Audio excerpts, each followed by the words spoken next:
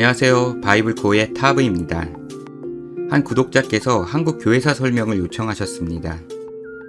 한국 개신교회의 역사는 다양한 각도에서 정리해 볼 수 있는데요. 오늘날 교회를 이해하는 데 도움이 될 만한 교파에 대해 먼저 말씀드리겠습니다. 한국에는 장로교, 감리교, 침례교, 성결교, 오순절 등이 주요 교파로 자리 잡았는데요. 이번 영상에서는 이 교파들의 역사를 간략하게 정리해 보겠습니다. 그러기 위해 종교개혁 시점부터 살펴볼 필요가 있습니다. 1517년 루터의 종교개혁은 교회사를 넘어 세계사적으로도 매우 유명합니다. 루터가 기폭제가 되었지만 당시 종교개혁은 여기저기에서 동시다발적으로 발생했습니다. 오늘날 그 시대를 바라보면 개신교회를 크게 루터파, 개혁파, 제세례파, 영국 성공회 4그룹으로 나눌 수 있습니다. 먼저 루터파를 소개하겠습니다. 루터는 기존 통치체제를 인정하며 권력자들과 협력하는 개혁을 추구했습니다. 루터파는 개신교회 중에서 예배 형식이나 위계적인 사제 제도 등이 기존 로마 카톨릭 교회와 가까운 편입니다. 루터파는 오늘날 독일 북부 지역에서 유럽 동북부로 퍼져나갔습니다. 루터파 교회는 세계적으로 적지 않은 교세를 지니고 있지만 우리나라에서는 영향력이 적습니다. 한편 루터와 동시대의 쯔빙글리가 오늘날 스위스 지역에서 종교개혁을 이끌었습니다. 쯔빙글리와 루터는 종교개혁의 양대 산맥이었지만 성찬에 대한 신학적인 견해 차이로 각자 노선을 걸었습니다. 쯔빙글리와 함께한 종교개혁 그룹을 개혁파라고 합니다. 쯔빙글리는 가톨릭 세력과 전투 중 전사했고 이후 개혁파를 이끈 4명의 인물이 있었습니다. 그중 칼뱅이 개혁파 신학의 상당 부분을 정리하였습니다. 그래서 개혁주의와 칼빈주의를 동의어처럼 사용하기도 합니다. 그러나 엄밀하게 말하면 개혁주의가 칼빈주의보다 큰 개념입니다. 한편 로마 카톨릭 교회에서는 어린아이도 원죄로 타락한 본성을 지니고 있기에 유아 세례를 필수적으로 여깁니다.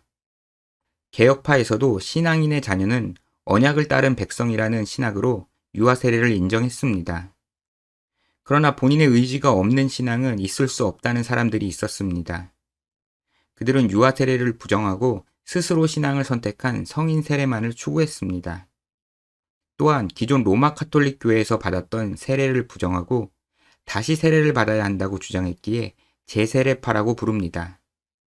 제세례파는 성경을 문자 그대로 해석하는 경향이 강해서 평화주의, 종말주의, 신비주의, 혁명주의 등 다양한 그룹이 생겼습니다.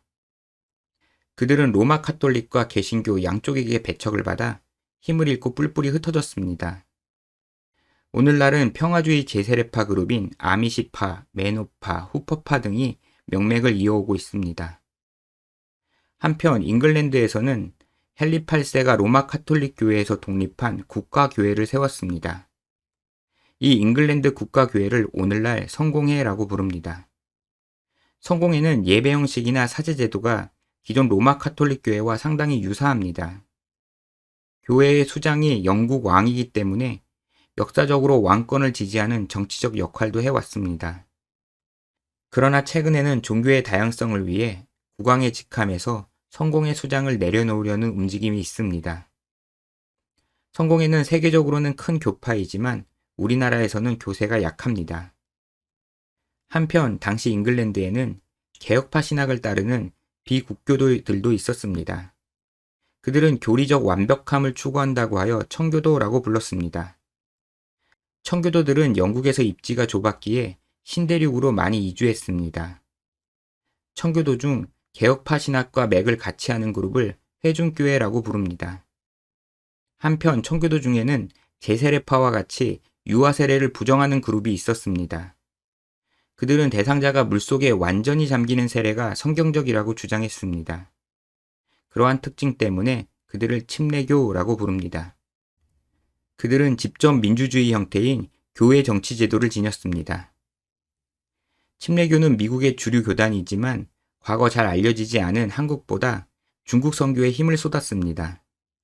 우리나라에는 타 교단에 비해 상대적으로 늦은 일제 해방 후에 선교사를 파송하였습니다. 한국에서 침례교가 장로교와 감리교보다 교세가 약한 이유 중 하나입니다. 한편 존 녹스는 제네바에서 개혁파 신학을 공부하고 스코틀랜드의 종교개혁을 이끌었습니다. 그는 교회의 대의민주주의 형태인 장로제도를 만들었는데 그 특징에 따라 그들을 장로교라고 불렀습니다. 스코틀랜드의 장로교인들도 잉글랜드의 청교도처럼 형편이 어려웠습니다. 그들 중 신대륙으로 이주한 그룹이 미국 장로교회로 성장했습니다. 미국 장로교회에서 19세기 말 한국에 초기 선교사를 파송하였습니다. 한국에서 장로교가 주류가 된 여러 원인 중 하나입니다. 한편 18세기 성공의 사제였던 존 웨슬리는 침체기에 빠져있던 영국 교회의 부흥기를 이끌었습니다. 그 부흥운동은 미국에도 퍼져나가 큰 세력으로 성장하였습니다. 그러던 중 미국과 영국의 전쟁으로 미국 내 성직자들이 본국으로 철수하자 독립적인 세력이 되었습니다. 그들은 기존 성공회의 위계적 사제 제도를 감독제도로 명칭을 달리하였습니다. 그 교회를 감독제 교회라는 의미로 감리교라고 부릅니다. 감리교도 한국 선교 초기에 선교사를 파송하여 한국 내의 교세가 큰 편입니다. 한편 19세기 미국 개신교회에서 성결운동이 일어났습니다. 초교파적인 부흥운동으로 성장하여 다양한 신학적, 선교적 흐름을 형성했습니다. 그중 중생과 성결을 강조한 웨슬리 신학에 신유와 재림을 더불어 제창한 그룹을 성결교회라고 부릅니다. 성결교회는 일본에 동양선교회를 세웠는데 그곳 출신 한국인 두 청년이 귀국하여 교파 선교사가 오기 전에 복음을 전하기 시작했습니다. 그렇게 성장한 교단이 성결교입니다. 20세기 초 성령의 초자연적인 은사를 기대하는 신비주의 그룹이 있었습니다. 사도행전 2장의 오순절 사건을 추구하여 그들을 오순절파라고 부릅니다. 오순절파는 감리교 성결운동에서 기원했다고 알려져 있습니다. 이 오순절 운동을 따른 신학으로 한국에서 성장한 교회가 여의도 순복음교회입니다.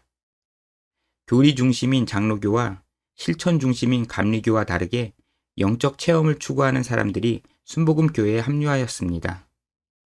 교세가 빠르게 성장하여 오늘날 하나의 교단으로 자리 잡았습니다. 여기까지 현재 한국에서 상대적으로 큰 5개의 교파가 어떻게 생겨났는지 알아보았습니다. 다음에는 이 교회들이 한국에서 어떻게 성장했는지 말씀드리겠습니다. 지금까지 타브의 바이블 코어였습니다. 시청해주셔서 감사합니다.